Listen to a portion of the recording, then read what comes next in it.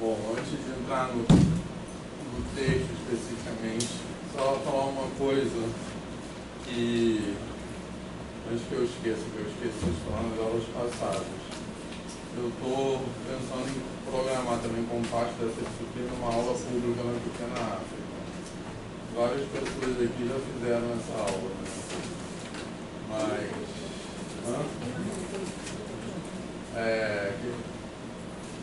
que é nessa... isso está alinhado com a ideia da disciplina de discutir essas questões sobre a Constituição social, vamos dizer, do Brasil, especialmente do Rio de Janeiro, junto com essa discussão sobre formação de professores. Assim. Em geral, a gente marca sábado de manhã. E quem gostaria de fazer isso? Acho que tem já mandado. Não tem mandado. Eu já fiz recente, mas eu faço. Quê? Eu já fui recente, mas eu vou de novo. Tá. Pode chamar a gente de fora? Sim, pode. Minha esposa vai querer. Pode chamar do Dia. Então, bom, primeiro assim, sobre eu acho que essa aula pública da Pequena África é importante que a gente fala um pouco da história de coisas que aconteceram no Rio de Janeiro que a gente não sabe, né, assim, e que a gente desconhece, né, assim, são coisas muito invisibilizadas. Isso, como eu disse, está dentro do espírito dessa disciplina.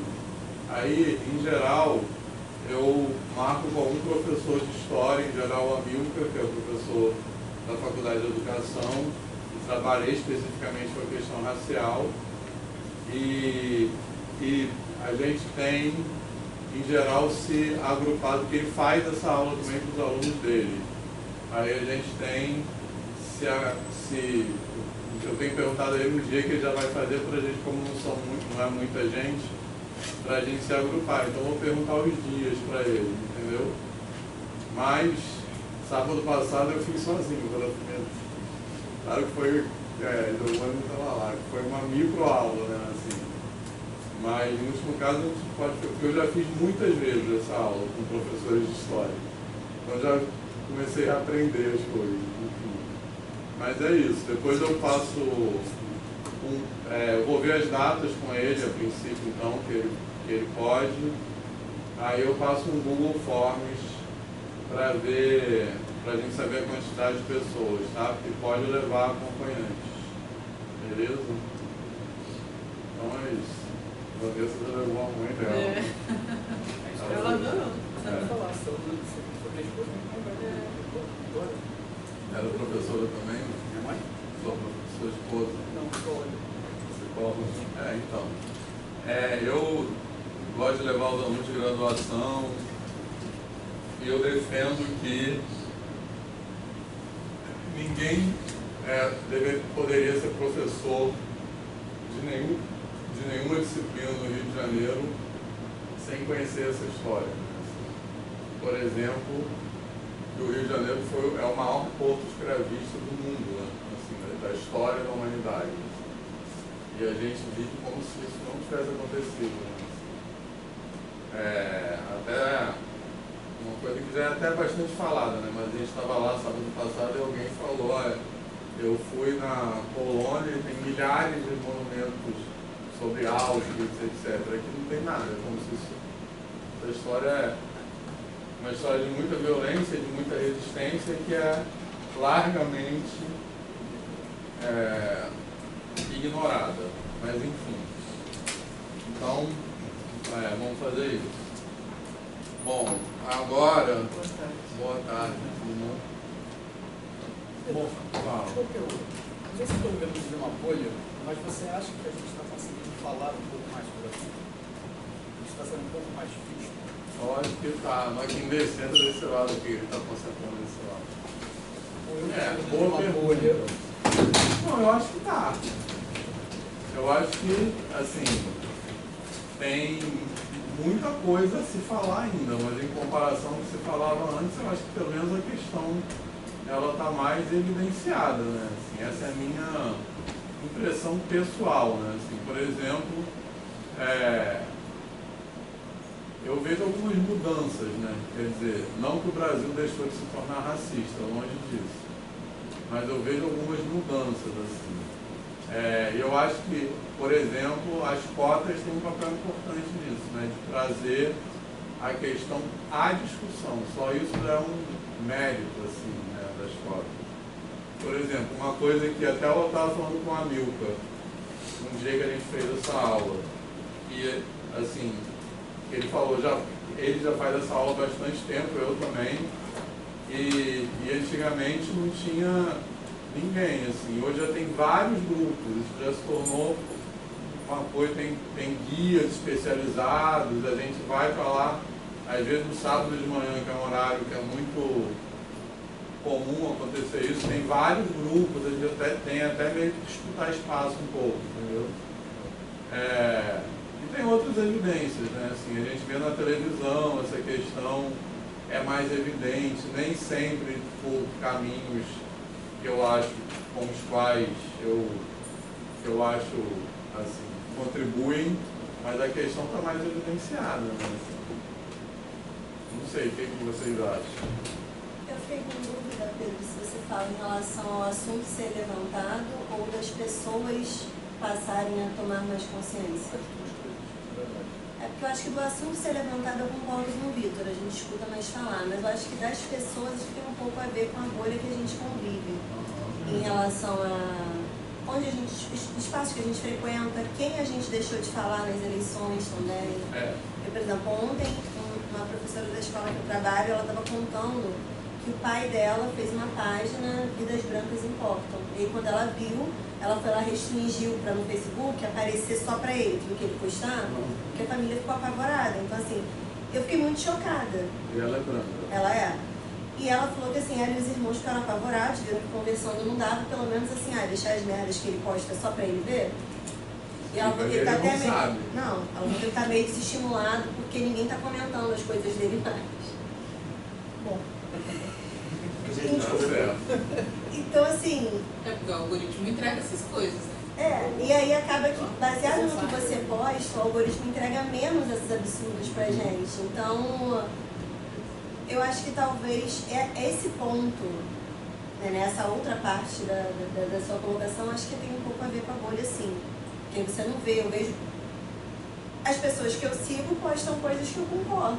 Então, quem não concorda deixa de seguir. Só quando acontece uma coisa muito bizarra que chega na gente, porque aí quem a gente segue começa a falar e a gente fica sabendo. Acho que isso aconteceu recentemente sobre a Erika Hilton, né? Eu vi pessoas que eu falava assim, que? Sério? Que a pessoa pensa assim. Mas é mais raro acontecer. Pois é, eu comentei isso sobre a Erika Hilton, uma pessoa próxima, relativamente próxima que eu conheço, eu falei isso uma forma. Eu nunca esperaria que a pessoa fizesse uma e ela postou isso. Assim. Aí a gente já se dá uma afastada, aquela pessoa já sai da nossa bolha, você não escuta o absurdo de novo. Eu não tive essa oportunidade, mas eu queria conversar com ela, eu queria perguntar a ela. Eu acho que isso é um movimento de sair da nossa bolha, porque às vezes a gente mesmo se coloca nessa bolha, porque a gente não deve, ou não sabe lidar, ou não tem estrutura para argumentar no sentido, tipo assim, cara, tudo que eu falar essa pessoa vai entender errado, e aí eu não estou com paciência para isso, que é cansativo, e a gente acaba cada vez mais se colocando nos nossos grupos. Eu acho que tem um pouquinho disso que o Vitor falou, né? Eu acho que hoje em dia é mais falado, sim, e vamos botar em muitas aspas, é permitido falar, que eu me recordo de quando eu era aluno do ensino fundamental e médio, eu nunca ouvi a palavra racismo em sala de aula, né? E eu acho que eu permeio agora em vários espaços e eu vejo que as pessoas falam sobre isso, mal ou bem falam, né? Eu acho também o assunto está aparecendo, mas ele é incipiente no sentido de que vai haver uma mudança na sociedade em relação a isso agora, né? Eu acho que precisa, desculpa, Vitor. Por isso que a gente precisa ampliar essa nossa bolha ali, né? Falar, confrontar e tal. Eu acho que tem que furar a bolha, mas eu acho que está dentro da bolha, mas eu acho também que agora tem mais de bolhas, assim. Entendeu? Por exemplo, quando eu entrei aqui na universidade como aluno, tem quase 40 anos, depois como professor, a universidade era muito mais branca do que ela é hoje, não tinha cota, não tinha... E isso era naturalizado, até eu por mim mesmo, né, assim, porque eu não cresci com letramento racial, né, assim, cresci dentro de uma família branca e racista, e que uma família que fazia piadas racistas banalmente, mas assim, independente do meu caso, em geral isso não era problematizado, era naturalizado. E acho que eu contei também que há pouco tempo eu entrei numa aula de cálculo e eu vi da engenharia, e a última vez que eu tinha dado aula na engenharia tinha sido tipo 93, algo assim. E eu vi uma turma completamente diferente, assim, até me emocionei. Mas, porque eu dei aula em 93, depois nunca mais dei aula em 2024. E é outra engenharia. Então eu acho que a gente não pode negar que existem movimentos, mas esses movimentos são muito insuficientes. Só para dar um exemplo do que eu quero dizer, se a gente olhar para a UFRJ, né, assim, eu acho que entre os alunos tem mais pessoas negras do que tinha 30 anos atrás, ou 10, 20 anos atrás. Mas eu acho que isso a gente tem que ter um pouco como referência, assim, com uma certa medida. Mas eu acho que a fração de pessoas negras ainda é muito menor que a fração de pessoas negras na sociedade. Assim. E tem alguns trabalhos que mostram isso, né? Assim. Então acho que isso que a gente tem que ter como referência. Eu acho que enquanto essa diferença for muito grande entre a fração de negros que estão em determinado espaço e a fração de negros na sociedade, isso é uma evidência muito forte do racismo. Né? Tem um outro dado que são os próprios cursos que concentram essa fração. Exatamente. Não sei se eu comentei na aula passada que eu estava conversando com uma menina que entrou agora no curso de licenciatura em Física, e ela queria desistir e tudo mais, porque ela não sabia como é que era isso, né? Ela está no segundo período, ela tem medo de não ter dinheiro, não sei o quê, não sei o que. Ela falou, o que tu quer fazer? Eu sempre sonhei em ser professor. Então tu vai ser professor, acabou. Você vai ter dinheiro ou não, isso aí é lá na frente, mano. Primeiro tu faz o curso, vê como é que é e tal. E aí eu falei um pouquinho sobre essa relação, né? A gente está numa universidade pública e a gente vai devolver à sociedade isso que a gente está tendo aqui no público. Então, em tese, vamos nos formar para trabalhar no ensino público, não é no ensino privado. E aí ela estava assim, em choque, porque ela fez um estágio numa escola pública, aquele estágio da prefeitura, e ela ficou assim, abismada com as coisas que acontecem na escola pública. Eu falei, tá, é isso aí mesmo. A gente vai voltar para esse lugar para ver se a gente muda alguma coisa. Mas aí ela falou, porque eu vejo que as pessoas que fazem licenciatura são de baixa renda, né? A pessoa normalmente vem de uma família mais necessitada. Eu falei, por enquanto é esses espaços que não são permitidos. Né? Tem poucas pessoas de comunidade, né, que são baixa renda que vão estar, por exemplo, num curso de direito, porque é uma falácia. Né? A pessoa que faz odonto, por exemplo, ela faz o primeiro período e ela percebe que mesmo com a cota, ainda não existe uma política de permanência forte o suficiente para ela se manter. Porque já no primeiro período ela gasta 1.500 contos só com material. E aí, como é que faz? O cara que acabou de sair aqui da Maré, passou no vestibular, falou que vai fazer odonto, mas ele vai precisar trancar, ele vai para outro curso. Porque a universidade, as políticas públicas ainda não entendem o projeto macro, né? Mais os cursos integrais, né? Como é que trabalha? Mais os cursos integrais. Então, acho que sim, voltando, né, pro assunto, eu acho que tem muito problema social que está sendo bombardeado agora nesses últimos 5 anos. Então, está aparecendo racismo, está aparecendo feminicídio, está aparecendo desigualdade social, está aparecendo cota, está aparecendo todas as coisas ruins, né, começaram a emergir porque as pessoas estão falando sobre isso. E aí agora é um choque de gente que estava muito confortável sem precisar fazer nada, tendo que decidir para qual lado vai cair, né? E aí a questão da Érica Hilton mostra muito isso. Você tem 10 abstenções, por quê? eu não sei o que eu vou fazer. Se eu votar contra, eu estou colocando contra uma bancada que é muito importante, que é a bancada das mulheres. Agora, se eu voto a favor, eu posso estar, né, indo contra os interesses do partido que eu estou. Tanto que teve agora um cara que recebeu uma mensagem da igreja dele, excluindo ele do movimento religioso, né, um deputado, esqueci o nome dele agora, porque ele foi a favor da Erika Hilton. E aí na mensagem estava assim: você ser a favor dessa depravação, dessa desumanização, é um absurdo, é contra as leis de Deus. Você está sendo um cara promíscuo, assim, xingando ao de tudo quanto é nome e desvinculando ele da fé. Uma coisa assim. E aí, assim, são vários absurdos que estão aparecendo. E está tudo explodindo agora. Mas só mais um comentário antes da gente passar para o texto. Eu acho que uma questão importante que o Giovanni colocou são as políticas de permanência. Porque eu acho que tem muitos avanços em políticas de acesso, mas tem muito pouco em políticas de permanência. As dificuldades das políticas de permanência, que eu acho que também são ações afirmativas, né? Porque é isso, a possibilidade que as pessoas entrem e se formem. É que as políticas de permanência têm um lado objetivo, digamos assim, que é ter bandejão, né, ter curso noturno, ter ônibus, ter transporte. Isso aí teve algum avanço, assim, aqui na FRJ o transporte é meio precário, mas enfim, mas tem licenciatura noturna, tem alguma, mas as políticas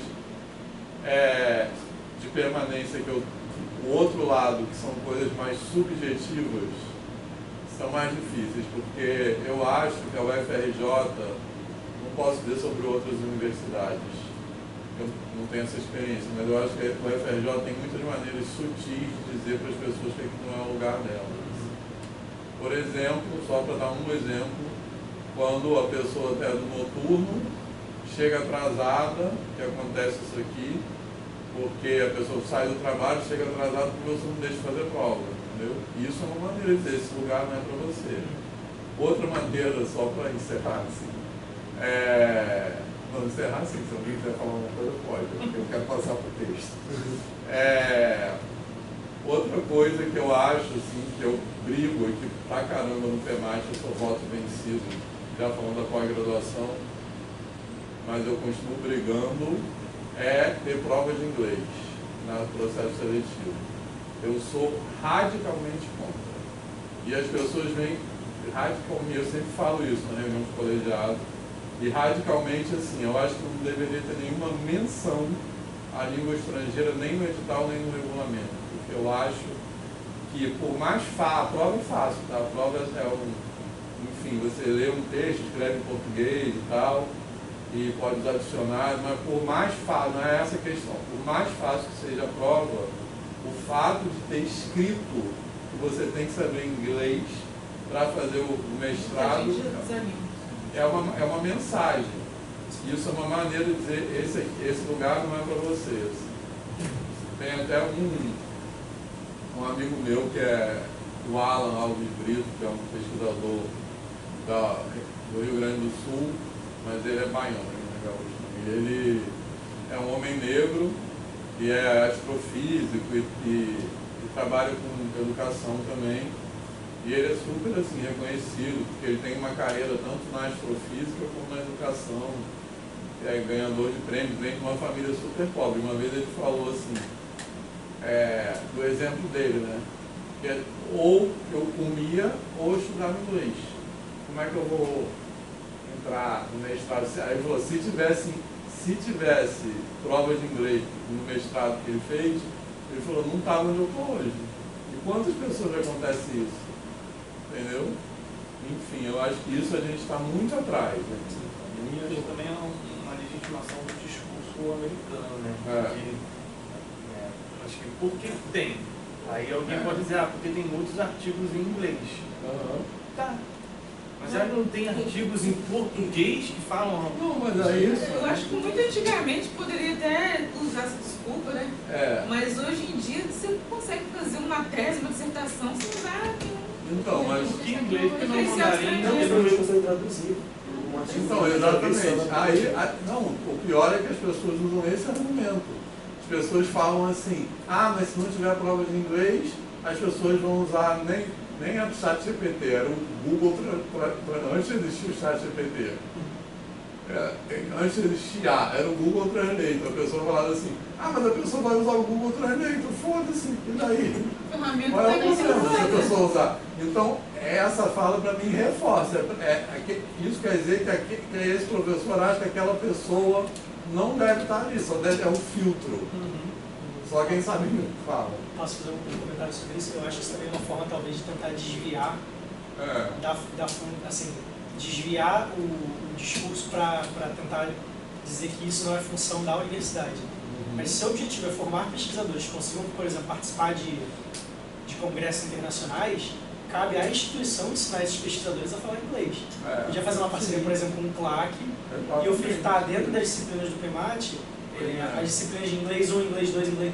Ia ser muito mais útil e ia ajudar muito mais para as pessoas que estão ali dentro aprenderem inglês ferramental ali para fazer a pesquisa, do que cobrar que elas saibam. Elas vão estudar o suficiente para a prova e vão entrar sem saber o inglês suficiente para eles conseguirem fazer a pesquisa. Essa é a realidade. Isso aí. E isso acontece com outras disciplinas também, né? Mas eu quis falar sobre isso para ilustrar o que eu quero dizer, que eu acho que tem muitas maneiras assim da universidade dizer que esse não é lugar para você, assim, para pessoas, enfim, periféricas, pessoas negras, pessoas LGBT, para pessoas trans, sobretudo, né, assim, melhorou um pouco também, né, mas enfim, é isso. Mas agora vamos falar sobre o texto. Eu quero começar fazendo alguns comentários gerais, mas depois eu queria ouvir vocês, tá? Sobre esse texto, porque, enfim, eu sei que esse texto é muita informação, né?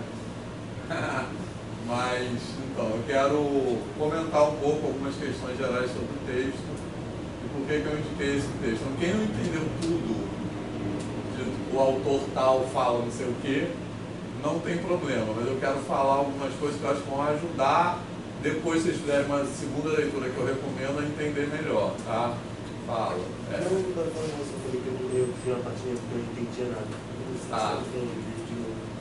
Beleza. Bom, então, vamos lá. A Ana Maria Monteiro, né, que é a autora desse texto, é colega, professora aqui da Faculdade de Educação da UFRJ, e ela trabalha como ela tem isso escrito aí, com ensino de história e ela é da linha de currículo.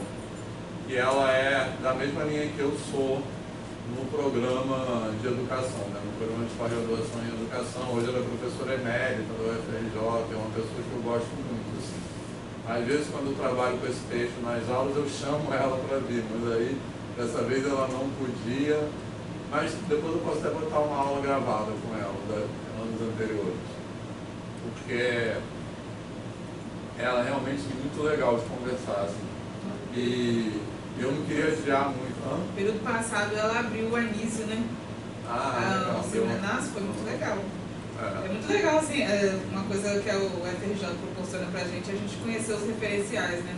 Sim, é muito legal ver a pessoa assim, nossa, aí eu falando, Maria Monteiro, chegou ela lá. Não, e ela é uma pessoa muito legal, assim, muito acessível, muito... Enfim. Bom, e aí, que ela... Bom, como vocês devem ter percebido nesse texto, ela fala de autores que operam com duas categorias, tá? Que são o conhecimento escolar e os saberes docentes, tá? Sendo que, não sei se dá para perceber também, que ela usa conhecimento e saber indistintamente, que tem outros autores que distinguem. Mas isso é outro assunto, depois a gente pode até falar sobre isso.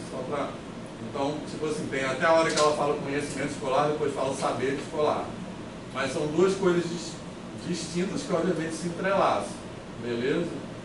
Então, o saber escolar e o saber docente, né? Então, essencialmente, depois a gente pode percorrer o texto e entrar mais, o saber escolar é o saber que circula na escola, vamos dizer assim. Aí, da perspectiva de diferentes autores, vão ser coisas diferentes, né? O saber ensinado, que é o que Chevalar fala, por exemplo, né?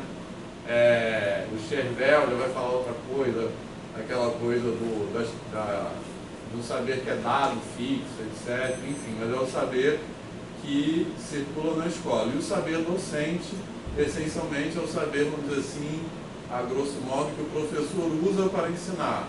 E aí tem toda uma outra discussão, que é qual é a referência para o saber docente, se é o saber científico, se é a cultura, a sociedade, etc. Então, a grosso modo, é disso que ela trata no texto, sobre essas duas categorias e como elas se entrelaçam.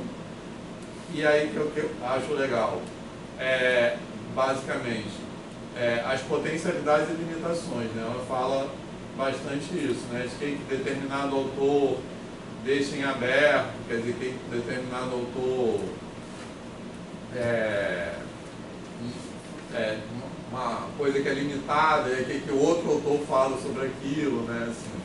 Então, o que eu acho que é legal nesse texto também é que ela faz um diálogo com vários autores, e são vários autores muito conhecidos que trabalham nesse campo da formação de professores, falando assim a grosso modo, né? Então, é isso que trata o texto, beleza?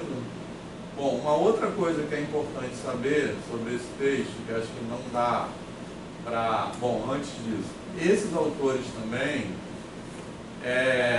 e nem sempre eu acho que isso fica claro no texto dela.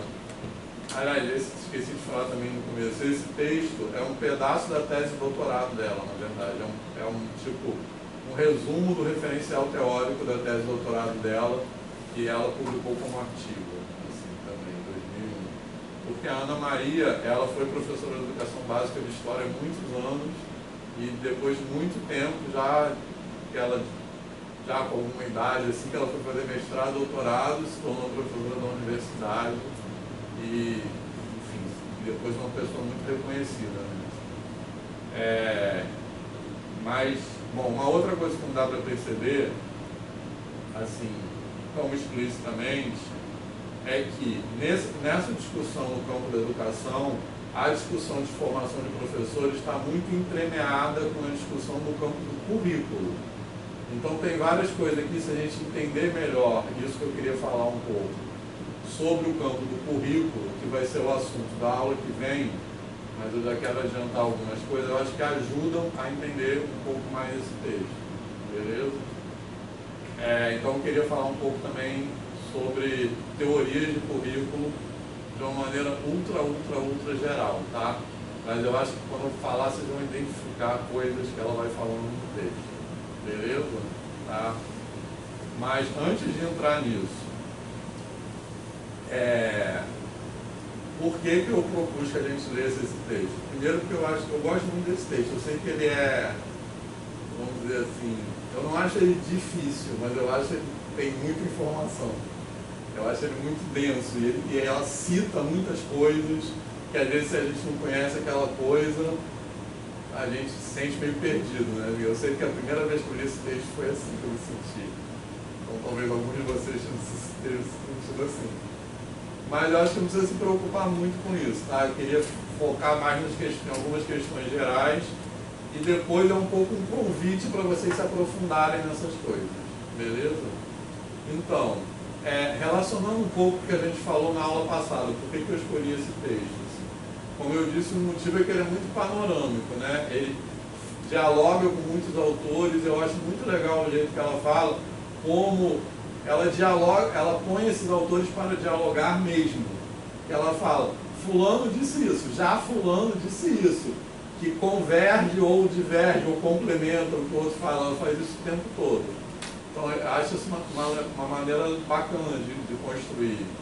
Ela não fala assim coisas um depois do outro, ela vai colocando todo mundo para dialogar, né? Bom, e uma coisa que eu queria destacar que é assim, um pouco como eu estou pensando nessa disciplina, tá? Eu quero que a gente converse sobre isso, sobre currículo, sobre teorias de formação de professores, no sentido de como essa discussão, o que essa discussão deixa em aberto, vamos dizer assim. Ou seja, como a partir dessa discussão e interpelando esses autores, a gente pode trazer para o campo da formação de professores um debate de forma que ele se situe nas questões sociais sobre as quais nós falamos a partir do texto da Lélia Gonçalves e de outros autores e autoras que nós vamos discutir daqui para frente, né, nessa disciplina. Beleza, pessoal? E isso que eu estou falando, e eu acho que com esse texto também aí dá para perceber também, não é uma crítica a esse debate sobre formação de professores. Não é que eu estou falando uma deficiência desse debate, mas eu quero evidenciar nessa disciplina que outras questões a gente pode seguir a partir disso. Beleza, pessoal? Fez sentido isso? Tá? Bom, uma outra coisa que eu queria evidenciar, agora eu mesmo estou falando muita informação, né, eu acho. Está fazendo sentido até agora? Sim. Tá. Uma outra coisa que eu queria evidenciar é como o campo da educação matemática tem se apropriado dessa discussão e tem levado eu acho, em grande medida, encaminhado essa discussão numa direção que é muito diferente do que está sendo feito aqui. Eu vou falar mais um pouco sobre isso daqui a pouco. Tá? Então eu quero também apontar algumas, vamos dizer assim, limitações da pesquisa em educação matemática. Que isso é uma leitura minha, não está escrito em lugar nenhum, mas eu posso escrever, eu quero escrever no futuro, que eu acho que a pesquisa em educação matemática ainda é muito viciada pela própria matemática. Muitos pesquisadores, assim, as discussões que circulam no campo da educação matemática são muito assim, vamos dizer assim, uma forma matemática de falar sobre educação. Um autor que a Ana Maria cita, que é bem representativo disso, é o Chevallard. Outro é o Schumann, a maneira como se usa Schumann e a maneira como se usa Chevallard no campo da educação matemática. Mas vou voltar a isso daqui a pouco também. Beleza, pessoal? Está fazendo sentido? Certo? Bom, uma outra observação bem geral é que esses autores que ela cita, o que eles fazem, alguns deles,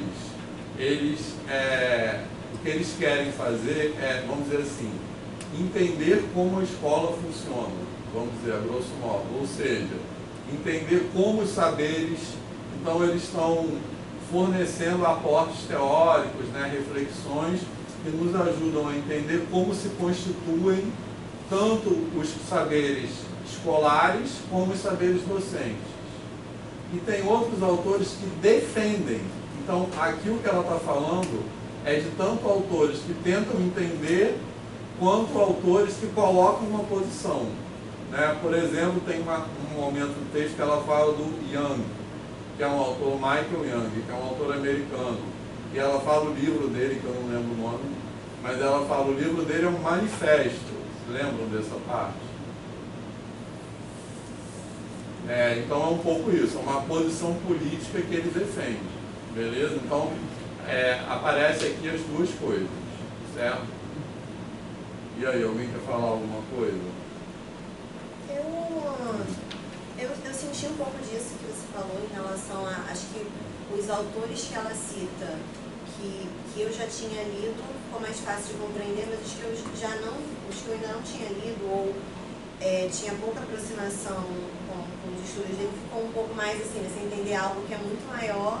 Por exemplo, o Tardif, eu já li o livro inteiro, então foi mais fácil compreender o que ela fala sobre ele. Schumann também, já outros que eu não conhecia tanto, ficou mais complexo entender o que ela falava ali sobre o autor, o contraponto que ela trazia baseado em 1 ou 2 parágrafos. Mas teve uma coisa que me pegou, até nos comentários eu coloquei sobre isso, lá na página 122, tem um parágrafo em que ela fala que pedagogias não diretivas, libertadoras, entre aspas, que radicalmente assumiam o questionamento dos saberes dominantes e valorizavam os saberes populares em nome da libertação ou emancipação dos grupos dominados, muitas vezes levaram a um esvaziamento da dimensão cognitiva do ensino, que em alguns casos se restringiu a reproduzir o senso comum, com consequências perversas para os grupos subalternos que pretendiam libertar. Eu fiquei muito incomodada com esse trecho. Aí eu fui lendo e voltei nele, aí eu fiz uma interpretação, depois fiz outra. Mas ela não diz que pedagogias são essas, eu acho que ela coloca aí. Eu acho que ela simplificou, na verdade, o que ela entendeu. Como O que ela pedagogia entendeu não não, né? Mas o que normalmente se faz com essa pedagogia, que é de repente minimizar, simplificar o conteúdo para que aquele grupo compreenda, tenha informação, mas não faça de fato um recorte, né, mais amplo. O texto dela, de uma maneira geral, eu acho que é isso. É um grande resumo, e eu não estou falando mal, estou falando bem, é um grande resumo de várias teorias em que ela foi juntando. É isso, tem que caber em 20 páginas. Vamos fazer, colocar em 20 páginas. Isso é um resumo de um referencial teórico. Acho que talvez ela tenha sido um pouco infeliz, né, nessa simplificação desses trechos, porque deu a entender que ela está fazendo uma crítica a essas pedagogias no sentido de emburrecer as pessoas que ela tenta libertar, né? É como se Paulo Freire tivesse dito assim, ó, eu vou simplificar esse conteúdo daqui para vocês saberem escrever e ler. Mas o que vocês vão fazer com isso, vocês vão se libertar ou não, eu não sei como é que você vai fazer. Então, eu acho que eu quero falar um pouco, porque essa fala dela é muito fundamentada também no campo do currículo.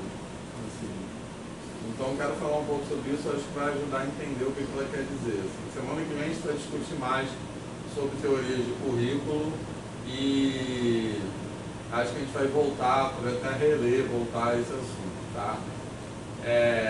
Mas currículo é uma das coisas mais difíceis que eu já estudei, né? Assim, e tanto que no campo do currículo, que é um campo muito importante na área de educação, não existe uma definição do que é currículo. É super difícil definir o que é currículo, né? Assim, e até o desenvolvimento histórico do pensamento sobre o currículo nos ajuda a entender essa dificuldade. Então, basicamente, existem hoje, se evidenciam três grandes, vamos dizer assim, movimentos de teorias. Eu já vou voltar ao ponto, tá, Ed? Isso, eu acho que vai ajudar a entender. Acho que não é tanto de Paulo Freire que ela está falando. Deixa eu chegar lá. Existem três grandes movimentos de teorias curriculares, que são as chamadas teorias tradicionais, críticas e pós-críticas. O texto que a gente vai discutir semana que vem faz um panorama histórico disso também, beleza? As teorias tradicionais começaram, que é quando se identifica que o campo do currículo se tornou uma área acadêmica, vamos dizer assim, quando se começou tentativas de uma abordagem científica para o currículo. E aí, dentro dessas chamadas teorias, que hoje são chamadas de teorias tradicionais, tem várias correntes também, tem eficientismo, tem algumas assim. Semana que vem a gente vai falar sobre isso. Essas teorias, basicamente, consideram o conhecimento como conhecimento estabelecido como dado, e o papel e a escola é um lugar onde as pessoas vão para adquirir esse conhecimento. Então, qual era a preocupação, a grosso modo, basicamente, dessas teorias? Eram descobrir, que é isso que ela fala da racionalidade técnica. Quando ela fala, algumas vezes, a crítica à racionalidade técnica, é disso que ela está falando.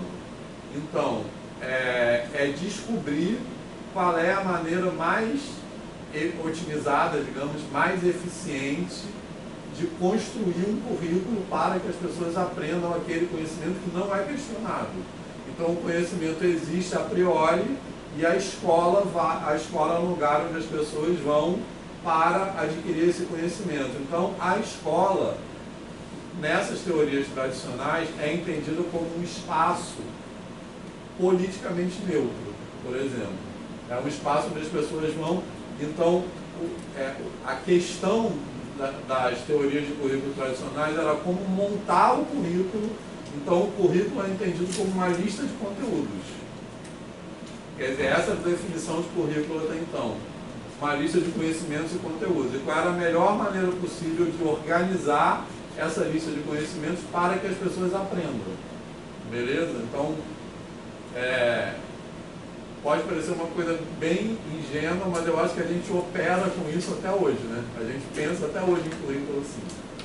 Aí depois, mais ou menos no começo da década de 60, começam a vir as teorias chamadas teorias críticas. Que o Michael Young, que esse livro dele, que eu não lembro o nome, é de 61, né? Foi um livro que foi bastante importante para as teorias críticas. E tem o outro, Michael Apple, que é o outro autor, o Goodson, também, que fala da história das disciplinas escolares. É um outro autor, o Michael Apple, tem Michael Young é americano, tem dois Michael, né? E o Michael Apple é inglês, né? Assim, o Michael Apple é um pouco posterior ao Michael Young. Mas o Michael Young começa essa discussão no começo da década de 60, e isso é mais ou menos quando começaram as teorias críticas.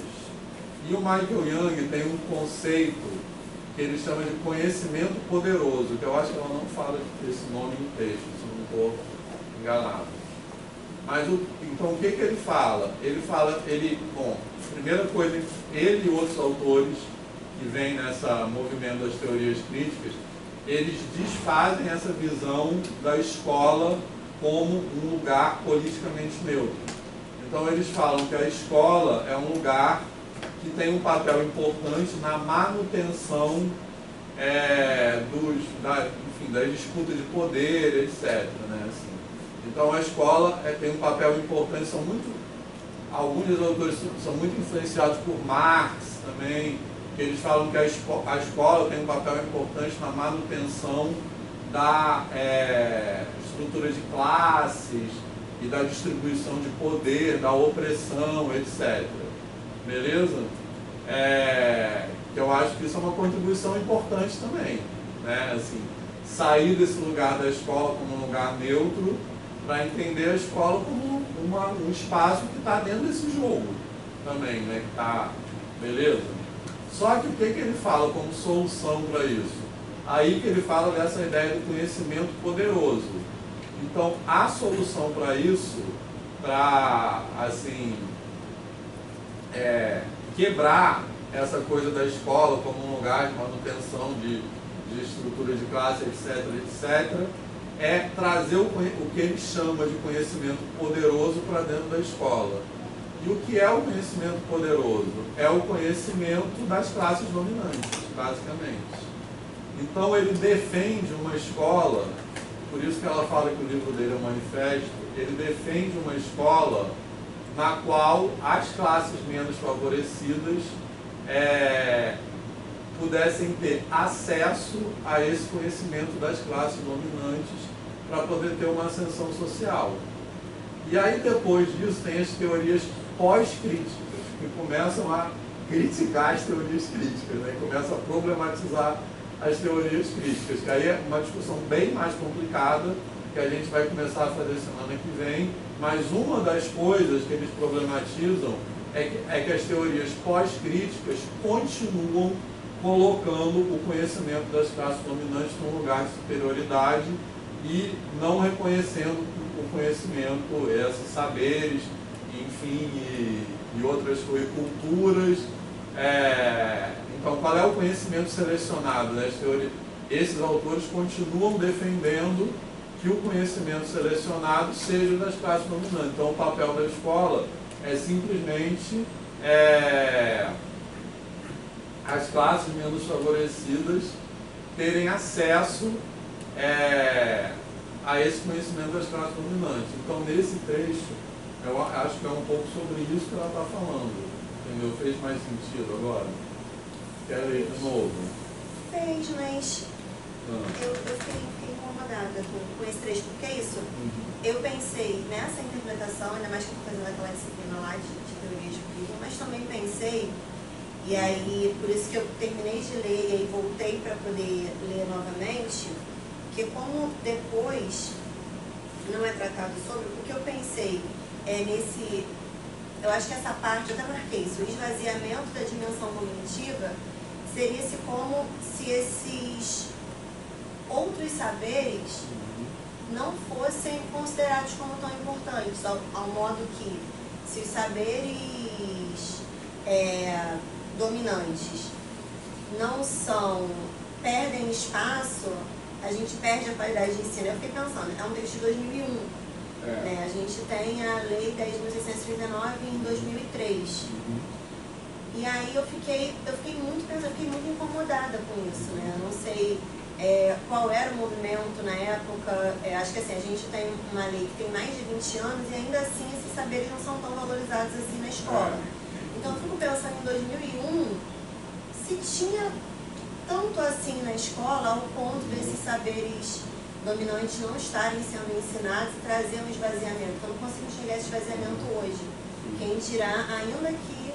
E aí eu nem estou, claro, pensando que, né, para muitas pessoas hoje, acho que também pela formação de professores que a gente tem, às vezes tratar dessas questões é dar um pouco menos de aula, né? Então, se eu vou falar sobre o negro, sobre a cultura negra, então eu estou fazendo um a mais, não estou dando a minha aula. Então, com certeza, em 2001, esse pensamento era ainda mais forte, né?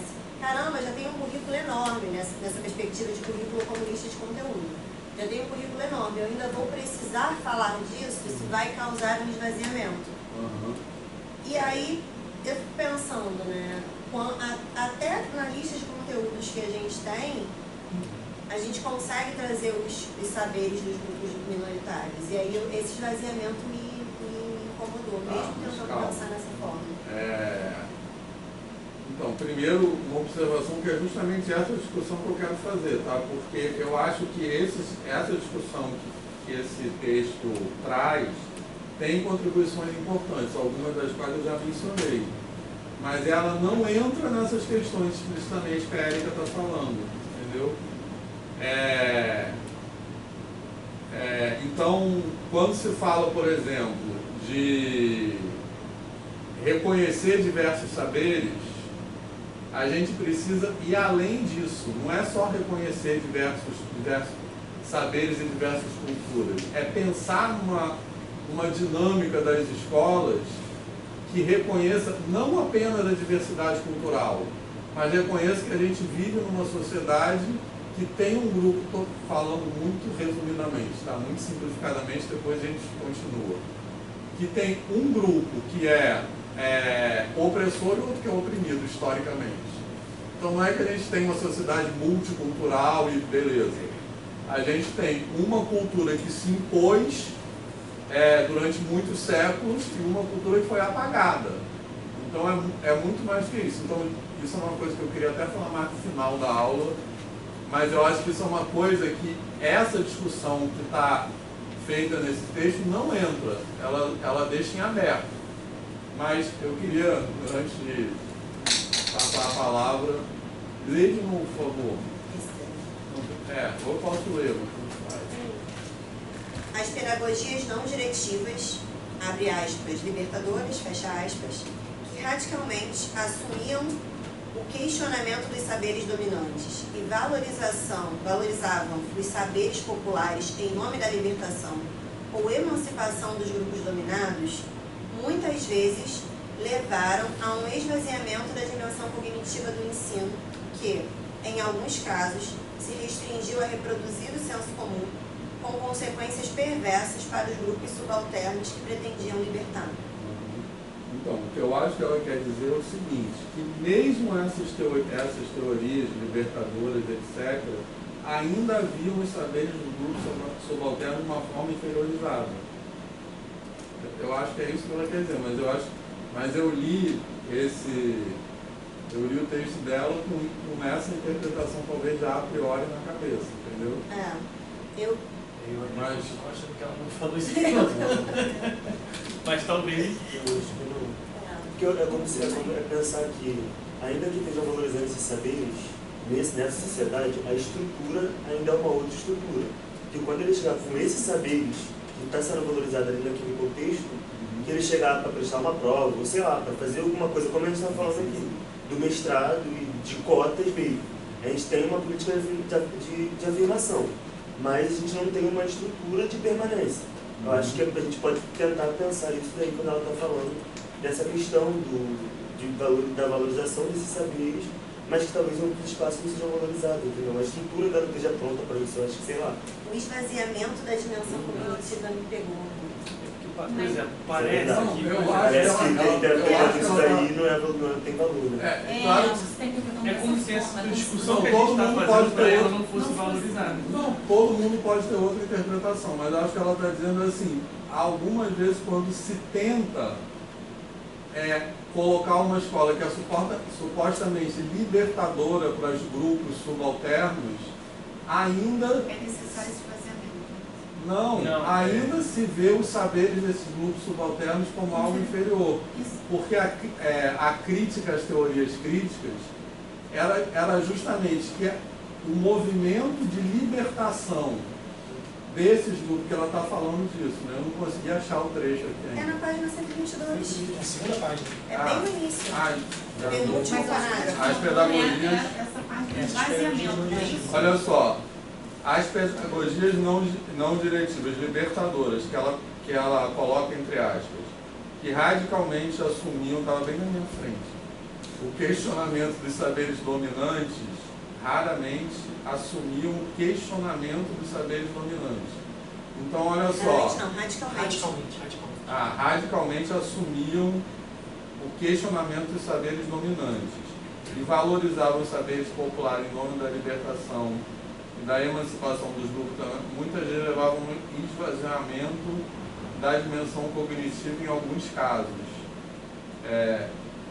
que em alguns casos se restringiu a reproduzir o senso comum, com consequências perversas para os grupos subalternizados.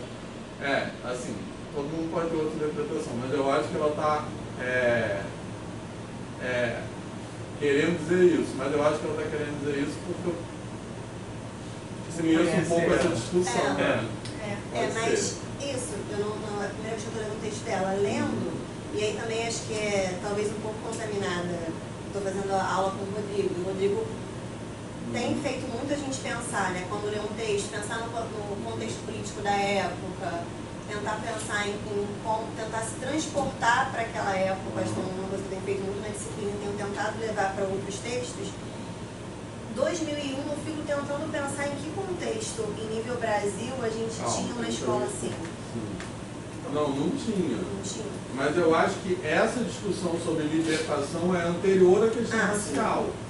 Porque essa questão da escola libertadora, primeiro ela surgiu por uma questão de classe. E aí a crítica a essa discussão, com base em questão de classe, é que a categoria raça ela é vista como uma subcategoria da categoria classe.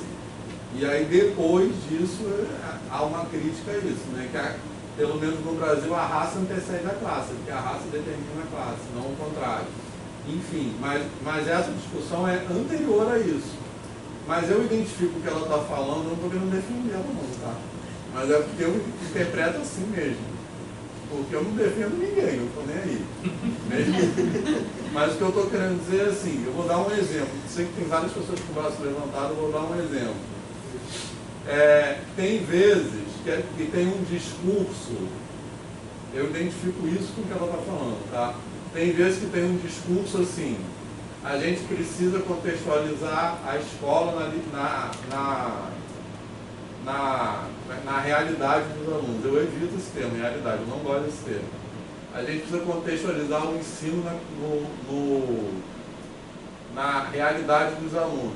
Muitas vezes esse discurso guarda uma visão preconceituosa sobre aquela realidade.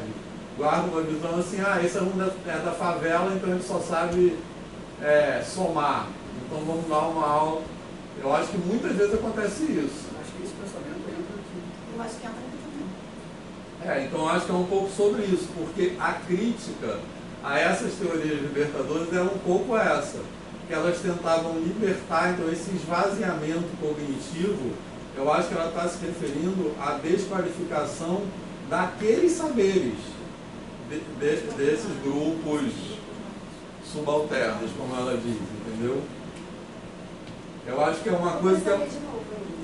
Vou precisar ler algumas vezes. Então, pode ser que eu esteja errado, tá? Mas calma, tem Pedro, Giovanni, tem uma galera aqui. Gabriel, fala. Não, o que eu falava, achei do texto que eu estava falando é Knowledge and Control. Sim. Está na página No Michael Young. 124, isso. Essa é uma coisa. A outra que eu ia falar é isso que você falou agora. Eu enxergo um pouco disso. O exemplo, né? Criar um exemplo para ficar mais fácil talvez.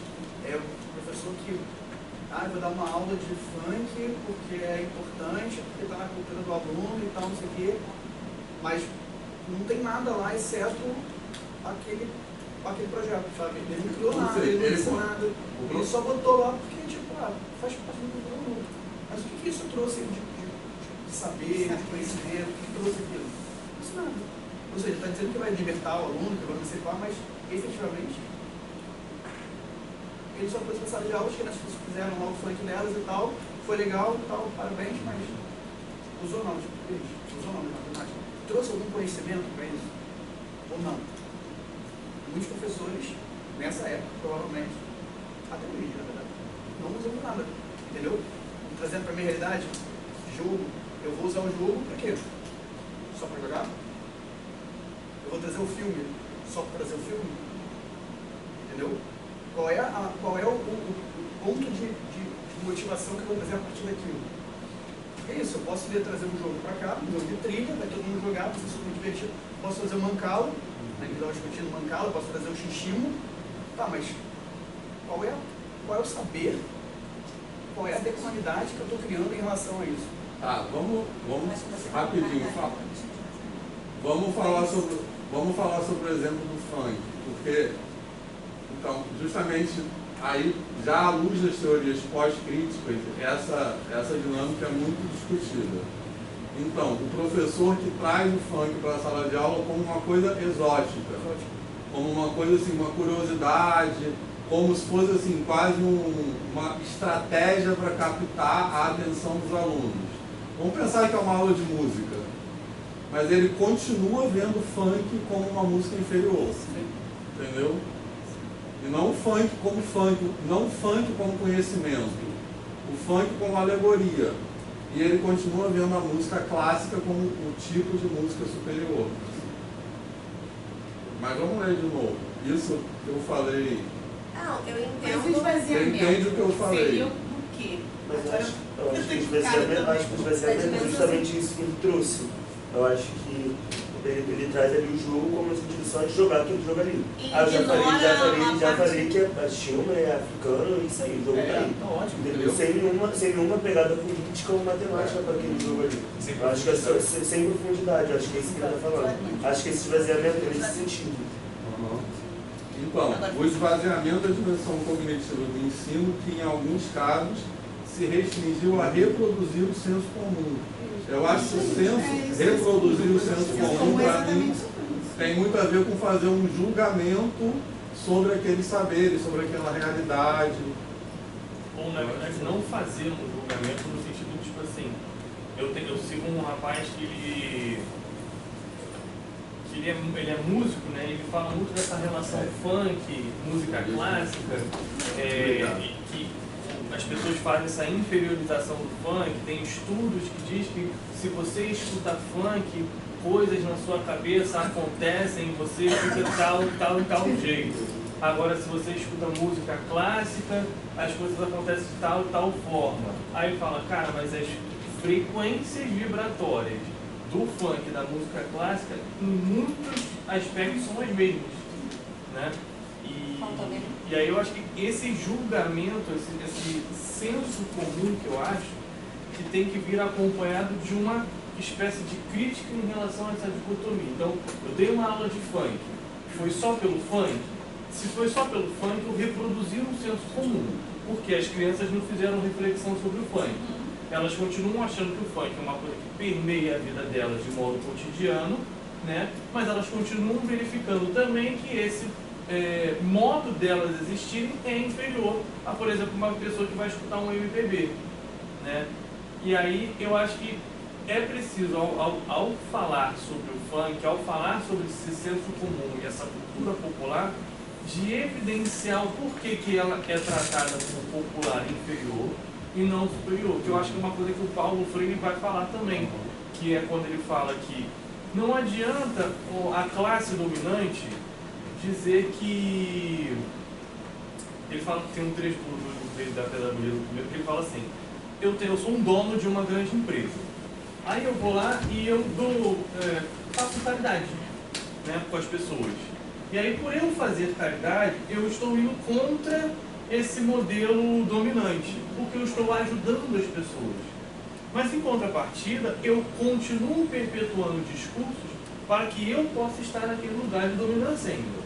Ou seja, eu não luto contra o discurso dominante, que é o que o Vitor falou, que é quando a gente questiona esses saberes dominantes. Por que eu quero ter um saber dominante e não criticá-lo? Por que eu tenho... E aí Bell Hooks também vai falar isso, que é quando o negro se assume como um branco, ele faz de si a pessoa branca para participar, né, dessa cultura branca, porque ele vai entender que a cultura negra é menor. E aí me incomoda muito eu, como escola, né, querer que o meu aluno, querer que as coisas atinjam esse saber dominante. E não que a escola combata isso, porque aí a escola, de novo, perpetua essa linha de raciocínio de que é neutro, quem chega aqui vai sair dominante? Não, porque na sociedade, quando o garoto sai para a rua, continua sendo ele dominado. A escola não fez nenhum movimento, nenhuma participação social que fez com que aquela criança entrasse dominada, aprendesse conteúdos, habilidades, ou tivesse consciência desse domínio e, por conta disso, ela pudesse sair da condição de dominado, da condição de oprimido. Então, a escola, quando ela faz com que o aluno aprenda os saberes dominantes, ela continua fazendo o oprimido querer ser o opressor. E não o contrário. E não o oprimido libertar o opressor desse sentimento que ele tem de querer oprimir. Então, exatamente isso que o Giovanni está falando, que é a crítica, a problematização das teorias críticas que levaram ao surgimento das teorias pós-críticas. Que mesmo as perspectivas que questionavam o saber dominante e como ela está dizendo aqui, né, e valorizavam os saberes populares e pregavam essa libertação, ao fazer isso, elas acabavam reafirmando a superioridade dos saberes dominantes. Por quê? Primeiro, porque elas defendiam que o caminho para a emancipação era apenas o acesso ao chamado saber poderoso, nas palavras do Michael Young. E eu acho que isso é um aspecto também, mas isso não pode ser feito desvalorizando os outros saberes. Então, mesmo algumas pedagogias que traziam coisas populares e tal para dentro da escola, faziam isso colocando esses saberes populares num patamar de inferioridade, um pouco isso. Fez sentido? Acho que tem uma coisa aqui no trecho que eu não tinha me apegado antes. Mas o que eu falei fez sentido, o que o Giovanni falou? Sim, mas pensando numa parte que ela fala que radicalmente assume o questionamento dos saberes dominantes. Então acho que eu não me peguei muito nesse radicalmente antes. Talvez com esse radicalmente, talvez ela quis expressar o que o Giovanni trouxe. Então, sabe, uma outra coisa, o motivo que eu acho que na verdade, estou pensando aqui agora, o motivo que eu acho que não foi isso que ela quis dizer é porque eu acho que ela ia ser louca de escrever um texto de dizer isso. É bom também, um bom argumento. Mas assim, eu posso estar errado, mas eu quero saber se vocês entenderam a minha interpretação. Sim. Tá. Calma, tem Gabriel e Guilherme, não sei quem levantou o braço primeiro. Eu já falei, eu Eu queria comentar um negócio que você falou, inclusive, que é eu fiz uma leitura um pouco diferente, né? Assim, eu estou me colocando aqui como uma pessoa que assim, está questionando a própria leitura, né? Dada essa discussão toda, assim, estou me questionando bastante. Mas porque a minha leitura original se aproximou muito da sua leitura original também. Aí eu fiquei pensando sobre isso. Aí eu não sei se isso que eu vou falar agora faz sentido. Então, por favor, me interrompam se acharem necessário. Mas uma forma como eu li isso também, que eu acho que fala um pouquinho com o que o Gabriel falou, teve alguma hora que você falou assim, o estudante, depois que ele sai da escola, por mais que ele, por exemplo, pertença a outra cultura, a outro tipo, ele ainda está sobre a imposição dessa cultura dominante, que é uma coisa que ele não vai se desvencilhar da vida dele. Aí eu fiz uma associação com uma coisa que acontece, por exemplo, na educação de surdos, né? Que é o seguinte, o aluno surdo, hoje em dia a perspectiva que a gente tem de educação de surdos é a perspectiva bilíngue. A ideia de que o aluno surdo ele tem que aprender em Libras e ele tem que aprender como segunda língua a língua portuguesa. Um movimento que teve, pouco após o Congresso de Milão, em relação à educação de surdos, foi o total abandono da língua escrita. Então, o ensino somente em língua de sinais. E eu acho que talvez essa crítica que ela esteja fazendo, pelo menos a forma como eu li, seja uma crítica desse tipo de abordagem. Uma abordagem que renega totalmente o acesso do estudante ao saber dominante, de certa forma. Porque se você radicalmente questiona, é a leitura que eu estou fazendo, se você radicalmente questiona os saberes dominantes, valoriza os saberes populares, em nome da libertação e emancipação, sem dar a oportunidade do aluno de ter acesso ao saber dominante para que ele possa questionar esse saber, isso de certa forma é um tipo de exclusão também. Então, se o estudante, por exemplo, surdo, ele não tem acesso à língua portuguesa para que ele possa entender aonde aquilo vai ter valor na vida dele, porque, de fato, ele está vivendo numa sociedade onde a maioria das pessoas são ouvintes. Então, ele tem que, em algum aspecto, dominar a língua portuguesa, mesmo que não seja a primeira língua dele. Se você não dá a oportunidade do estudante de olhar para aquele conteúdo e, a partir daquele conteúdo, da capacidade crítica dele, associar o que daquilo ele tem valor para a vida dele, o que não tem valor para a vida dele, o que pode ser questionado, o que não é que não pode, né? Mas aquilo que ele vai questionar, aquilo que ele pessoalmente não vai questionar. Se você não faz isso, você de certa forma está excluindo ele da sociedade. Eu li dessa forma, entendeu? Como sendo tipo assim, o fato de eu me preocupar, por exemplo, dentro da educação quilombola, de trazer a cultura quilombola para os estudantes, se eu não trouxer junto com isso toda essa questão da opressão que eles sofreram e o que isso tem a ver com a vida deles, como isso vai impactar a vida deles no presente, por mais que eu esteja valorizando os saberes que eles possuem, que eles trazem, eu estou excluindo eles da sociedade que eles vão ter que viver no futuro, entendeu? Então eu estou condenando, que é o que ela fala no final, eu estou condenando esses grupos subalternos que eu estava pretendendo libertar, por tentar excluir eles desse conhecimento dominante. Essa foi a leitura que eu fiz, eu não sei se faz sentido. Eu acho que é uma questão, tipo assim, a gente tem que achar meio que um meio termo, né? Não da gente descartar totalmente um saber, nem descartar totalmente o outro, que o que acontece é que a gente descarta totalmente o saber popular, né? Isso é o comum que acontece. Mas se a gente só descartar o saber dominante, eu acho que a gente também está indo pelo caminho. Pelo menos é isso que eu li. Não sei se faz sentido. Acho que é justamente isso que ela fala do esvaziamento, né? Isso, exatamente. Então, mas o esvaziamento cognitivo não é que ela está desqualificando o saber popular, entendeu? Não sei se foi isso que você falou. Eu entendi. Agora eu entendi dessa forma, que seria uma consequência dessa exclusão radical dos saberes dominantes. Só que acho que antes eu não me peguei muito nesse radical. E olha que eu li algumas vezes, mas me deu uma incomodada. Agora acho que deu uma pacificada. Está falando da Eu não dou amar. Acabou as pedras de Página 2, gente. Terminamos a página 2 do texto. Então, mas essa atitude é a atitude correta para ler os textos, né? Assim, não tentando concordar, mas tentando se incomodar. Mas só, assim, tem que ficar, é isso que eu falo de interpelar, né? Interpelar os autores é isso, né? Se você lê o texto, nesse exercício de questionar o que você não diz, não de aceitar, né? De concordar com tudo. Mas assim, só pegando rapidinho o exemplo do Guilherme, que eu acho que é isso, assim, não é, porque tem um lado que só apresenta o saber dominante. As perspectivas críticas pregavam um pouco isso, né? Que a escola, o lugar para as classes menos dominantes terem acesso ao saber dominante. E tem outro extremo que é esse exemplo que o Guilherme falou, né? Assim, eu acho que o grande desafio, porque é uma coisa que é difícil, mas eu acho que o caminho é esse, é apresentar os dois desfazendo as hierarquias, não apresentar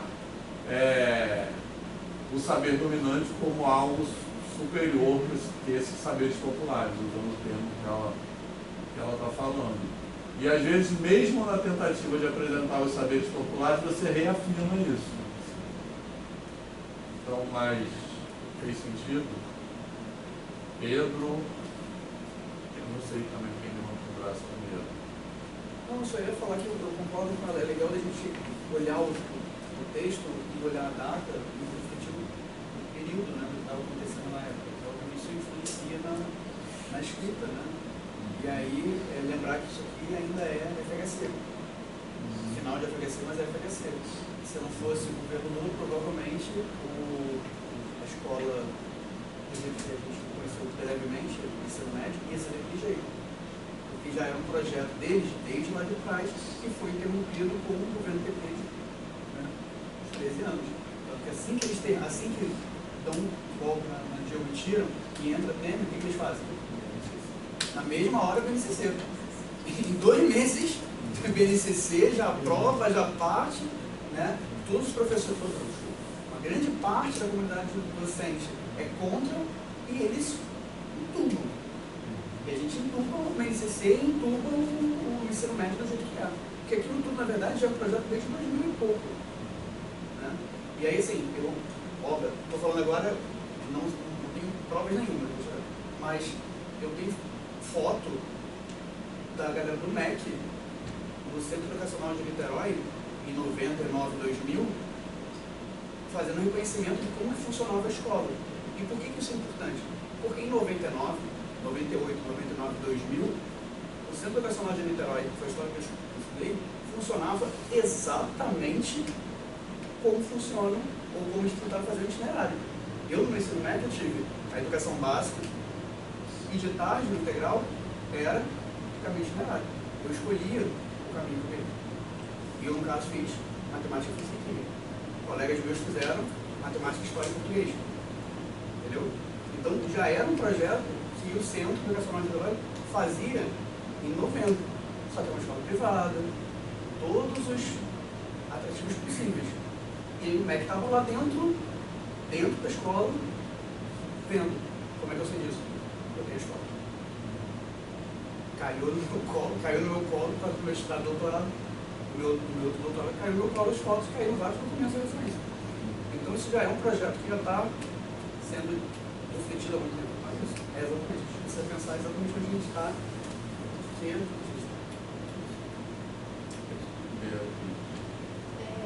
Não, só dizer também que eu também fiquei um pouco incomodada com esse mesmo trecho, eu marquei exatamente ele também, porque eu estava lendo, aí quando eu li o trecho, nossa, assim, eu achei estranho a percepção dela.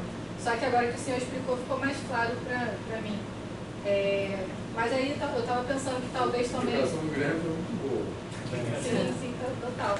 E também talvez a gente conseguisse compreender melhor o pensamento dela se a gente lesse o trabalho dela completo. Aí a gente poderia entender o posicionamento dela com relação a esse tipo de abordagem. Porque talvez só pegando uma parte do texto dela, ficou um pouco solto mesmo. Não sei, mas agora fez mais sentido. Eu acho que uma questão é o que ela quer dizer com esvaziamento. Né? Mas acho que é isso. O que mais? Querem falar uma coisa? Não precisa ser em ordem, não, né? A gente está na página 2. Eu queria fazer uma pergunta sobre o Chevalar, a questão da transposição didática. Eu fiquei confuso com uma coisa, porque assim, tem muito pouca leitura sobre o Chevalar. Eu só sei que ele usa muitas variáveis, né? E muitos diagramas, assim. Tem uma parte aqui que ele explica ela explica no caso que é a transposição de dados, ela está citando aí, ela fala que a passagem do saber sábio, estou na página 125, a passagem do saber sábio, de referência ao científico, ao saber ensinado. E aí, no parágrafo seguinte, logo no início, né, que aí ela defende, né, que é um conhecimento que tem lógica própria, né, que parte de um sistema que é o sistema didático e tudo mais. Aí no parágrafo seguinte, ela começa falando assim: Chevallard chama a atenção para o fato de que a transposição didática não é realizada pelos professores eles mesmos, e sim por aqueles técnicos, representantes de associações, militantes que compõem a noosfera, que efetivamente realizam a passagem do saber sábio ao saber ensinado em diferentes momentos, quando surge a necessidade de sua renovação ou atualização. Eu não entendi isso. É, por exemplo, quem escreve livro faz parte da noosfera. Entendi. Noosfera é um nome maluco aí que ele inventou. Não sei porque, assim, porque essa afirmação de que os professores eles não fazem transposição didática, né? Eles não transformam o saber científico no saber a ser ensinado, eu achei essa uma afirmação meio forte. Né? Assim, sim, então, mas ler o livro e escreve que está no livro. É a percepção do Chevallard, né? Não é, ela não está defendendo isso, ela só está explicitando o que o autor fala. Mas eu achei forte essa afirmação, porque eu não tenho essa leitura. Eu achei super forte essa afirmação. Tá, mas então, vamos lá. Esse termo noosfera eu não sei de onde vem não, tá? Eu só nem a etimologia dele. A única vez que eu vi isso foi no trabalho do Chevallard mesmo, tá? Mas só pegando o gancho, o Chevallard é um exemplo do que eu falei no começo, que é como essa discussão é apropriada pela literatura em educação matemática. O Chevallard é um bom exemplo disso porque ele vem da matemática. Então, fala algumas coisas que ele fala e que o próprio texto critica, tá? Então ele chama de transposição didática esse processo, vamos dizer, de adaptação entre o que ele chama o saber sábio, que é o saber científico de referência, por exemplo, a matemática como ciência, que ele vem da discussão sobre ensino de matemática mesmo, né? Assim. Então isso ele chama de saber sábio. E ele diz que esse saber sábio, ele não é ensinado na escola como da mesma maneira que ele é lá dentro da academia, que ele é discutido, né, que ele é, enfim, comunicado dentro da academia. Para ser ensinado na escola, eu não estou concordando, tá? Eu estou relatando, depois eu quero criticar. Para ser ensinado na escola, ele sofre um processo de adaptações, né? Na verdade, não fala isso no texto, né? Mas o Chevallard fala do saber sábio, o saber a ensinar e o saber ensinado, né? Então, quem faz esse processo de adaptação do saber sábio para o saber a ensinar é isso que ela chama de noosfera, que são diferentes atores, que a gente poderia colocar, que ela fala esses associações, sei lá o quê, mas a gente poderia colocar no contexto brasileiro secretarias de educação, autores de livros que produzem os livros, que fazem essa adaptação na forma que o saber sábio está sendo chamado, o saber sábio está sendo apresentado, e depois os professores recebem aquilo e vão ensinar. E aí depois isso vira o saber ensinado, né, no final do processo. Né, assim. Beleza? É isso que o Chevallard fala um pouco. Certo? E aí ela fala que, resumidamente, né, o que a Ana Maria fala, que essa teoria do Chevallard ajuda a entender algumas coisas, mas também deixa de fora várias outras coisas. Até tem uma hora depois que ela fala assim, outros autores que vêm das ciências sociais, das ciências humanas, argumentam que essa teoria do Chevallard não leva em consideração outras questões lá que eu não me lembro direto. Mas práticas sociais, isso, exatamente. Isso aí. Aí ela cita Foucault, né? Foucault. Isso. Mas enfim, não obrigado a falar certo, não. Mas pode ser Foucault aí. E o Forte, qual foi isso? Qual é a Foucault. Ela cita, vou ter aqui um resumo, né? Ela cita esses autores dizendo que eles vão contra, né, o que ele falava. que ele não leva em consideração, esses já esses autores que ela cita aqui, levam questões de práticas sociais, linguísticas, contexto político, já levam outras questões lá dentro dessas concepções de transposição didática. Né? Isso.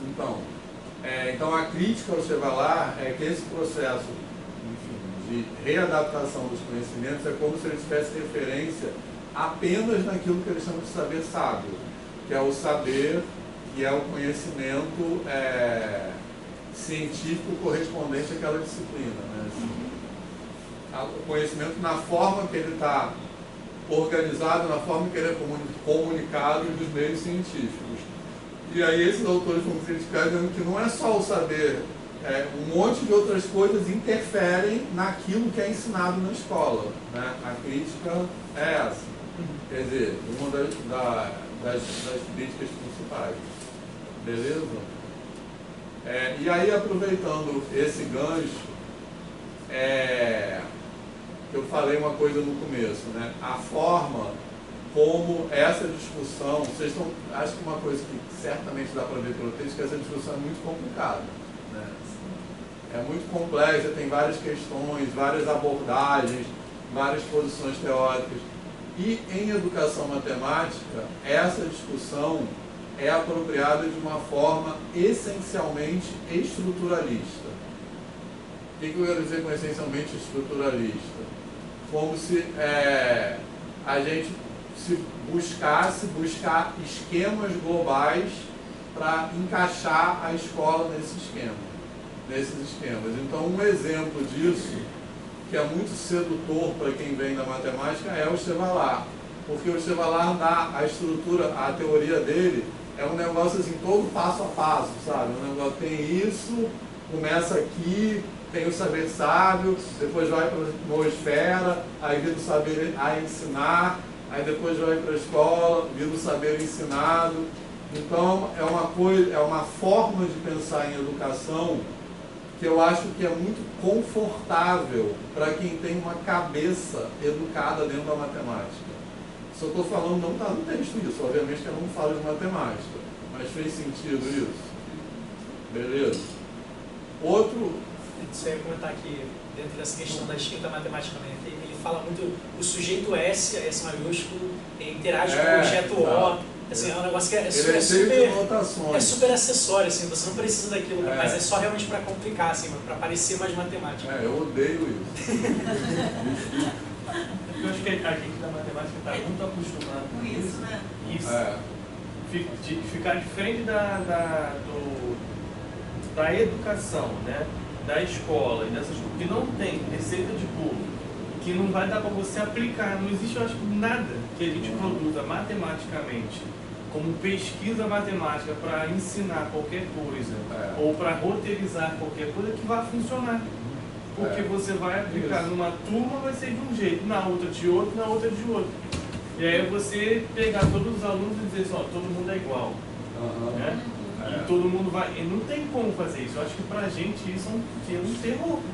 Né? Porque nós não temos essa coisa. E a gente tem que se libertar disso. A gente gosta de categorização. Igual você falou sobre a questão do estudo de currículo. Pra mim, aquela... Tipo uma tabelinha do Tomás Tadeu, em que ele coloca palavrinhas para teoria tradicional, crítica e pós-crítica, eu adorei aquilo. Mas aí agora eu tô lendo hoje e criticam aquilo. Não, mas eu acho que aquilo ajuda mesmo. Mas é que você vai lendo outros textos que eu acho que assim, acho que o texto dele fez me entender um pouco mais sobre currículo. Só que aí eu começo a ler outros textos que bagunçam aquela tabela ali de um jeito que eu fico assim, gente, ninguém podia ter escrito mais nada. Parar, vai ter Tomás Tadeu e pronto. Então, mas eu acho o seguinte, aquela tabela, semana que vem a gente pode até mostrar essa tabela, que eu não estou com ela aqui. Eu tenho colada no caderno.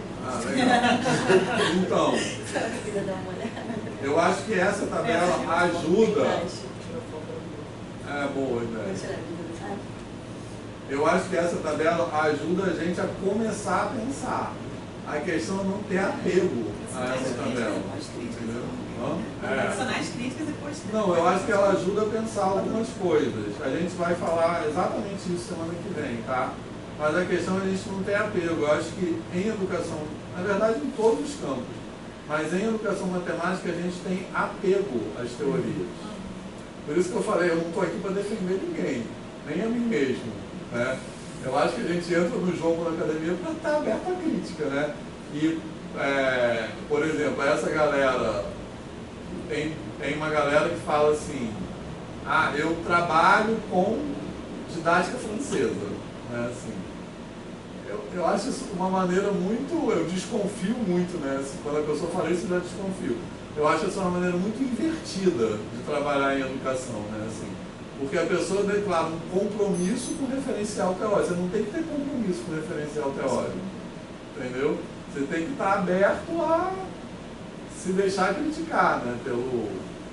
Né? Assim, aí, então, voltando a falar do Chevalier, e aí tem muitas pesquisas que basicamente o que elas tentam fazer é reafirmar a teoria do Chevalier, porque aí tentam observar um monte de coisas e encaixar direitinho na teoria do Chevalier. Você tem que ter aberto para identificar os buracos daquela teoria, o que ela não diz, ainda mais, e pensar que a educação é uma ciência humana, né? Assim, ainda mais, isso vale até em ciências exatas, muito mais em ciências humanas, né? E aí a gente vem com essa cabeça da matemática, né, que a gente é formado dentro da matemática, a gente tem que fazer um exercício consciente para se libertar disso. Aí o que eu falei para ela, não é que você não vai desprezar essa tabela, entendeu? Eu acho que a tabela dá um conforto. Sim, entendeu? foi maravilhoso, mudou minha vida. É isso. Mas eu acho que também você tem que estar pronto para se desapegar dela, entendeu? É difícil, né? É difícil essa cabeça. Eu assisti inclusive um filme, Porra. Vanessa, já viu um filme? Eu vi como se fosse uma série, sabe? Porque eu vi em 3 dias. No caminho para o trabalho, né? Quando criança pequena em casa, mas eu amei. Então. Nossa, como foi de confronto. E eu discuti até com os colegas de humanas, né? Esse filme, como que o olhar muda, né? Isso. Mas então, outro exemplo. Estou gostando dele, não vou dar spoiler. Outro exemplo disso que ela menciona no texto é o trabalho do Schumann, né? Porque o Schumann fala dessas 3 coisas que ela menciona mais lá para frente, assim, que é o conhecimento de conteúdo, o conhecimento pedagógico de conteúdo e o conhecimento curricular, beleza? E aí até lá no final, bem no final, que ela faz na conclusão, né, do texto, digamos assim, ela faz na página 138, ela fala assim, podemos perceber que Tardif, Rezar e Verray, algumas aproximações com o Schumann, né, porque eles falam de saberes docentes. Aí Schumann aponta, né, as adequações ou transformações que o professor realiza ao ensinar os conteúdos ao longo de sua prática, beleza? Tranquilo? Então, o que o Schumann propõe com aquelas coisas de saber,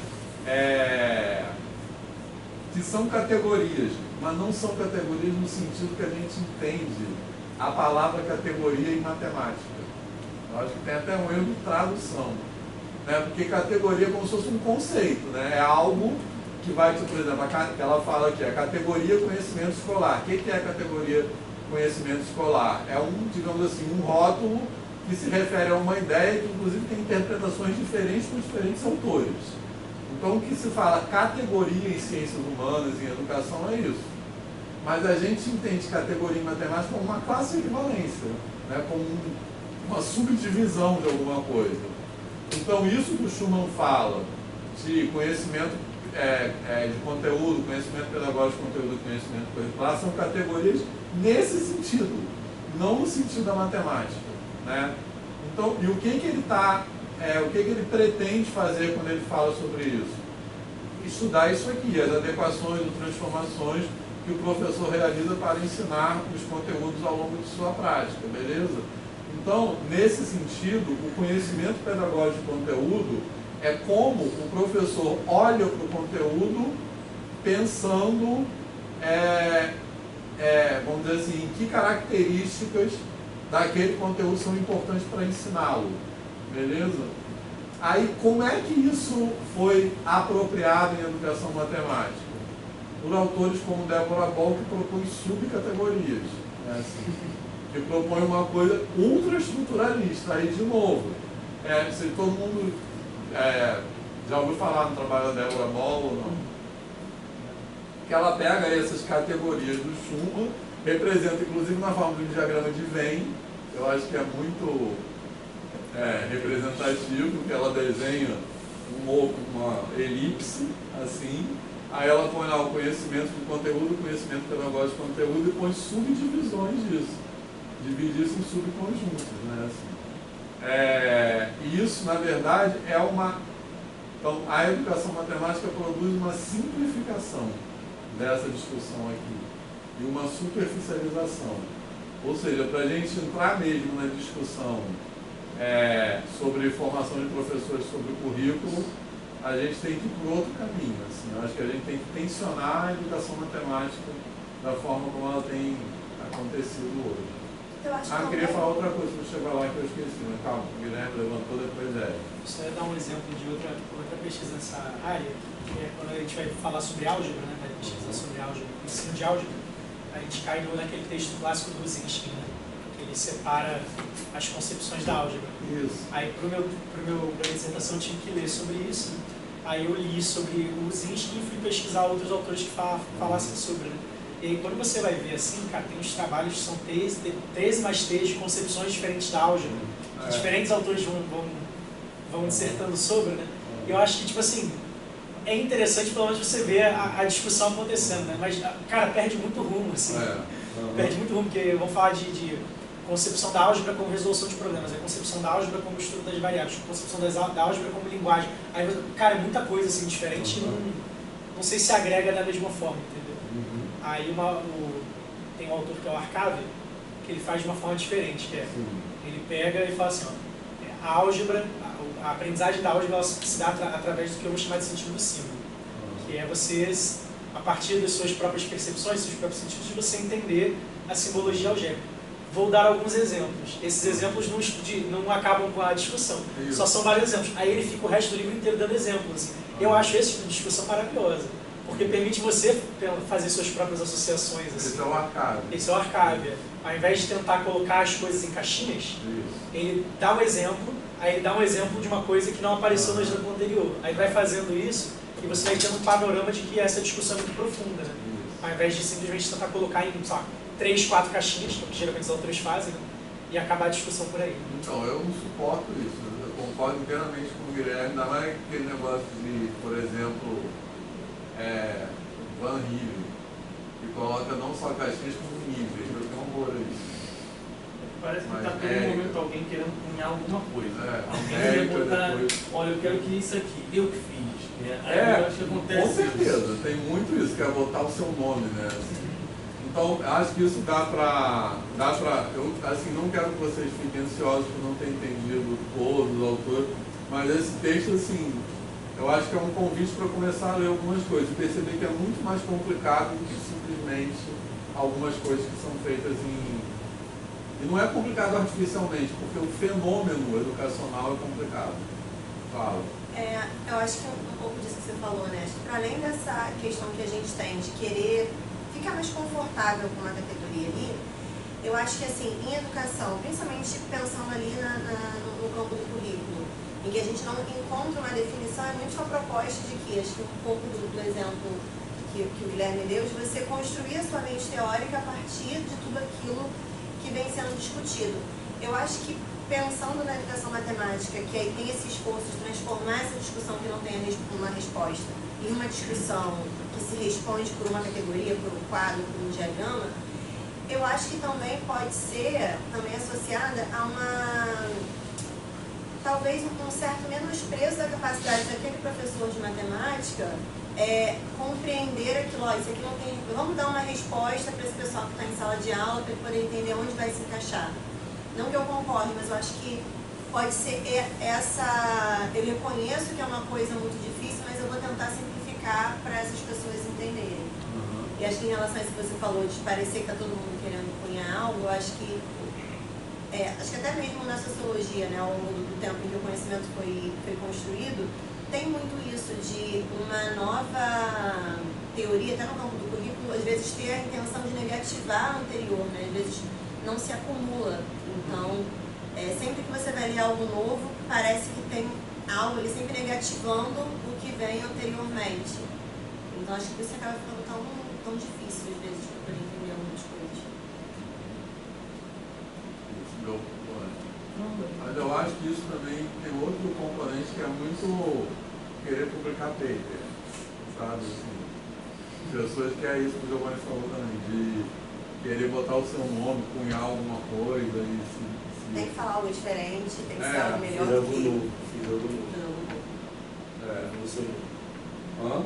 Revolucionei, fiz algo novo. Giovanni já falou?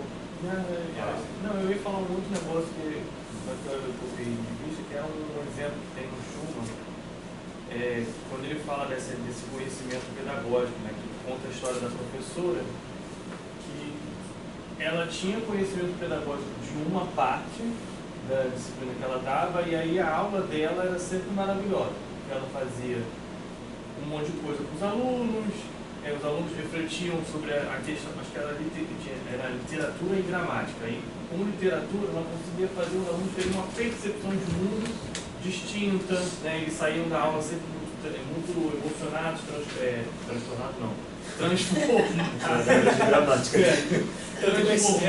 coisas do tipo. Né? Eu lembro quando eu li, eu ficava sempre tentando fazer uma alusão ao que eu fazia de matemática. Né? E aí, com gramática, ela não tinha esse conhecimento. Por diversos motivos, porque ela não tinha prática, muitos anos que ela não dava aula daquilo, e aí o conhecimento que ela tinha, o conhecimento acadêmico. E aí ela simplesmente pegava um quadro, jogava lá, gramática, copia e segue o baile. E aí ela ficava extremamente aflita, porque isso, né? De um lado ela conseguia, de fato, passar e desenvolver conhecimento nos alunos, e no outro ela só agia como um agente transmissor. E aí algo que me incomodou, né, foi logo a primeira frase do texto, o professor ensina alguém, acho que é isso que você está falando. É a primeira frase do texto. O professor é aquele que ensina alguma coisa a alguém. O professor é aquele que ensina alguma coisa a alguém. Que coisa é essa que a gente ensina? Né? E aí parece que esse outro alguém só é ensinado, né? E não desenvolve conhecimento. Eu tenho algumas ressalvas sobre a palavra transmitir conhecimento. Eu acho que a gente transmite nada. Né? Eu acho que, assim como o conhecimento se desenvolveu, né, o aluno está na escola não para que ele aprenda a partir da transmissão de conhecimento, mas para que ele também desenvolva esse conhecimento. Eu acho que trazer um pouco dessa concepção para a escola também é trazer a escola como esse lugar de campo de pesquisa também, né? E não fica essa dicotomia entre o que se faz na universidade, esses agentes técnicos que produzem o material para que ele seja transformado por nós, professores de educação básica, e que a escola seja campo onde esse conteúdo é transformado. Então, como é que foi transformado numa escola? E aí vem de novo aquela hipocrisia nossa de falar, olha, essa escola deu certo desse jeito, será que vai dar certo de outro jeito na outra? Né? Mas pensar sobre isso, né? Porque eu acho que esse conhecimento pedagógico aí, ele vai depender muito de qual é o lugar que você está. Acho que isso é importante, porque acho que a gente tem que ter muito cuidado com as tentativas de generalização, né? Inclusive, isso é uma coisa que ela menciona no texto como uma crítica ao Chevalar, não lembro, eu acho que é o Forkham que fala isso, que ele fala assim, basicamente essa teoria vale para todas as escolas ou só para as escolas francesas. O Chevalar é francês, né?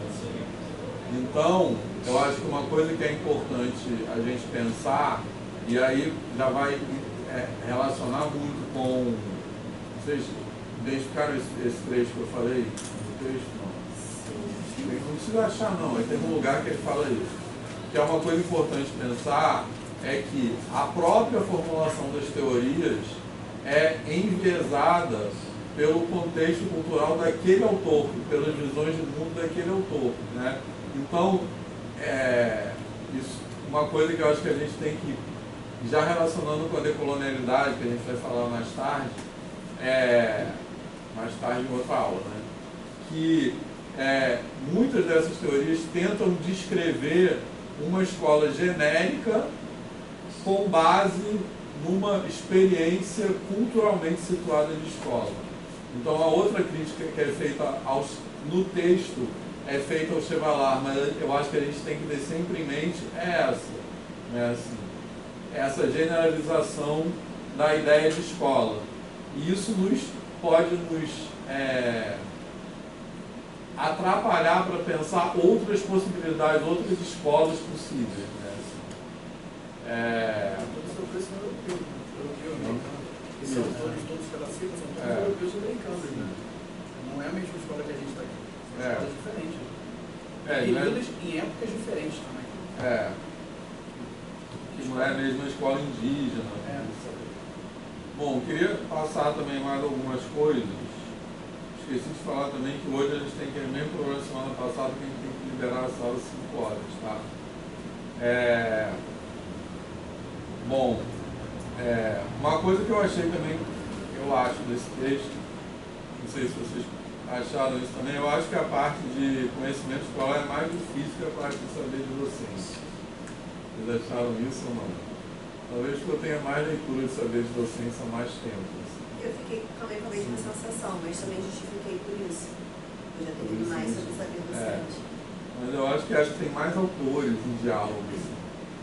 Na parte de saber de docência é muito Tardif, Schumann e Renault. Mas olha só. Então, isso aqui é algumas coisas que eu já falei, mas só quando ela começa a falar da categoria conhecimento escolar, essa nova sociologia da educação e tal, está muito associada àquilo que eu chamei das teorias críticas, né? E aí o trabalho esse Knowledge Control, do Michael Young. Então, uma questão importante dessa época, né, do livro do Michael Young, de 1971, é começar a ver o currículo a partir de outra perspectiva. O currículo não é só uma prescrição, não é só uma lista de coisas, e o problema de pensar sobre o currículo não é mais pensar em qual é a forma mais eficiente possível de compor essa lista de coisas. Então, a partir dessa época aqui das teorias críticas, começa a se pensar em currículo como cultura, e na escola como um lugar que não é neutro. E aí surgem ideias como essas que ela cita aqui, de currículo real, currículo oculto, que são coisas que a gente fala até hoje, né? Assim, que são ideias que transmitem, assim, que sinalizam uma visão de que o currículo é muito mais do que o documento curricular, né? Isso é uma novidade das teorias críticas. Até então se pensava em currículo como documento curricular. Porque aquilo que se produz culturalmente, que acontece, vamos dizer assim, culturalmente na escola, é muito mais do que o documento curricular. Fez sentido isso? Beleza? Acho que isso ajuda a entender um pouco mais do texto. Então, esses autores aí, currículo oculto. Depois ela fala de um autor que eu acho que pode me interromper, tá? Quando ela falou que você falou do currículo, eu pensei muito assim, estou fazendo estágio agora com o Rodrigo de cálculo 1. E aí, a prática do Rodrigo, né, o posicionamento dele em sala de aula é muito distinto do posicionamento de um professor de cálculo 1 puramente matemático. Sim. E aí é o mesmo currículo, é o mesmo cálculo, Perfeito. mas ele tem uma cultura distinta, ele tem um modo distinto de entender aquela disciplina. Eu acho que, pensando assim, que eu pensei algumas coisas de currículo até para o meu trabalho, que quando eu estava fazendo também a monografia, eu tinha muitas questões, né, com o porquê de algumas disciplinas no currículo. E aí, a gente discutiu uma vez sobre isso, tem que ser porque tem que ser. mas tem que ser como. Né? Que tipo de coisas eu quero oferecer com essas disciplinas? Isso vai variar de professor para professor. E aí, às vezes, quando a gente trata de mudança de currículo, não é só mudar o que está escrito como disciplina, mas mudar a cultura dos professores que atuam ali. No sentido de terem percepções outras de turma, de formação, de que, para que eles estão formando aqueles professores. E eu acho que toda a discussão do currículo tem que também estar muito alinhada com a percepção de educação que se tem, de educação escolar, educação básica, né? O que é a universidade, o que a UFRJ entende como sendo educação escolar. Isso. O que eu quero que o professor que sai daqui da UFRJ faça como prática escolar. Porque aí, eu entendendo essas coisas, eu vou basear, eu vou estruturar o meu currículo, não como lista de conteúdos, mas como cultura que esse professor que sai daqui ensinar. Um professor mais crítico, um professor mais atento ao erro, por exemplo. E aí eu balizo em cima disso, e não em cima da disciplina. Porque uma coisa é a disciplina, cálculo, ela está dentro de um currículo, e outra coisa é como que faz essa disciplina circular nesse percurso formativo. Então, tem uma frase que eu acho que é de um autor que não está citado aqui no texto, que é o... me deu um branco agora, não vou lembrar.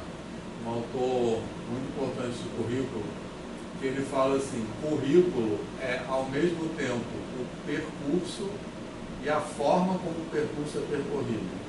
Acho que isso tem a ver com o que o Giovanni falou. E mais do que isso, né, assim, acho que uma coisa assim, para a gente ter como referência é que o currículo, assim, que o exemplo do Rodrigo que o Giovanni está falando, é que tem muito a ver com o que está sendo falado aqui, tá? Desse currículo oculto, etc. Que as visões do professor determinam o currículo, não é só o que está escrito. E não é só isso, as visões dos alunos também determinam o currículo. Isso é uma ideia que é mais pós-crítica até, mas é assim, que aquilo que o aluno fala, o que o aluno deixa de falar é currículo. Né? Assim, porque aquilo influencia a maneira, ou mesmo o aluno que é silenciado, isso é currículo. Né? Assim, fez sentido isso?